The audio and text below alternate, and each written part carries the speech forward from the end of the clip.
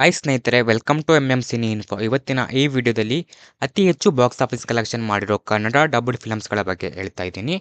ಹಾಗೆ ನಿಮ್ಮ ಟೈಮ್ನ ಸ್ವಲ್ಪನೂ ಸಹ ವೇಸ್ಟ್ ಮಾಡದೆ ವಿಡಿಯೋನ ಶುರು ಮಾಡೋಣ ಬನ್ನಿ. ಲಿಯೋ 2024ರಲ್ಲಿ ತೆರೆ ಕಂಡ action thriller film directed by Lokesh Kanagaraj. ಮೂವಿಯ ಲೀಡ್ನಲ್ಲಿ ತಳಪತಿ ವಿಜಯ್ ಅವರು ಆ್ಯಕ್ಟ್ ಮಾಡಿದ್ದು, ಮೂವಿಯ ಕನ್ನಡ ವರ್ಜನ್ ಕಲೆಕ್ಷನ್ 1,20,00,000. ದೇವರ ಪಾರ್ಟ್ 1 2024ರಲ್ಲಿ ತೆರೆ ಕಂಡ action drama film written and directed by Koratala Siva. ಮೂವಿಯ ಲೀಡ್ನಲ್ಲಿ ಜೂನಿಯರ್ NTR ಅವರು ಆ್ಯಕ್ಟ್ ಮಾಡಿದ್ದು, ಈ ಮೂವಿಯ ಕನ್ನಡ ವರ್ಜನ್ ಕಲೆಕ್ಷನ್ 1,60,00,000. RRR 2022ರಲ್ಲಿ ತೆರೆ ಕಂಡ period action drama film directed by SS Rajamouli. ಮೂವಿಯ ಲೀಡ್ನಲ್ಲಿ ಜೂನಿಯರ್ NTR ಮತ್ತು ರಾಮ್ ಚರಣ್ ಅವರು ಆ್ಯಕ್ಟ್ ಮಾಡಿದ್ದು, ಈ ಮೂವಿಯ ಕನ್ನಡ ವರ್ಜನ್ ಕಲೆಕ್ಷನ್ 1,70,00,000. ಹಾಗೆ ಈ ಲಿಸ್ಟಲ್ಲಿರೋ ಕೆಲವು ಮೂವೀಸ್ಗಳು ಲಿಮಿಟೆಡ್ ರಿಲೀಸ್ ಆಗಿದ್ವು. ಅಂದರೆ ಕರ್ನಾಟಕದಲ್ಲಿ ಭಾಳ ಥಿಯೇಟರ್ನಲ್ಲಿ ರಿಲೀಸ್ ಆಗಿದ್ವು, ಬಟ್ ಕನ್ನಡ ವರ್ಷನ್ ಕಡಿಮೆ ಥಿಯೇಟರ್ನಲ್ಲಿ ರಿಲೀಸ್ ಆಗಿತ್ತು.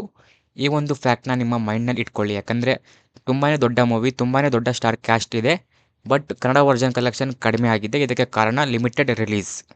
ಹನುಮಾನ್ 2024ರಲ್ಲಿ ತೆರೆ ಕಂಡ super hero drama film written and directed by Prashanth Verma.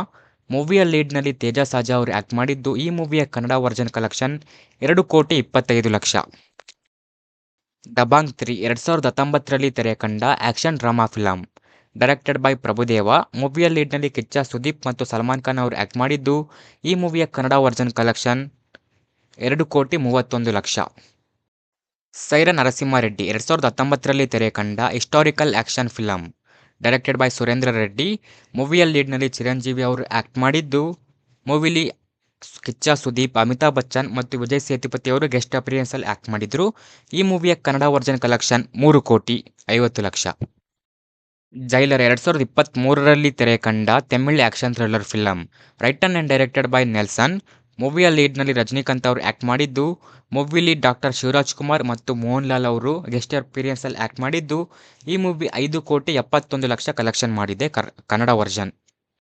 Salaar part 1 ceasefire 2023ರಲ್ಲಿ ತೆರೆ ಕಂಡ epic action thriller film written and directed by Prashanth Neel. ಮೂವಿಯ ಲೀಡ್ನಲ್ಲಿ ಪ್ರಭಾಸ್ ಮತ್ತು ಪೃಥ್ವಿರಾಜ್ ಸುಕುಮಾರನ್ ಅವರು ಆ್ಯಕ್ಟ್ ಮಾಡಿದ್ದು, ಈ ಮೂವಿಯ ಕನ್ನಡ ವರ್ಜನ್ ಕಲೆಕ್ಷನ್ 6,25,00,000.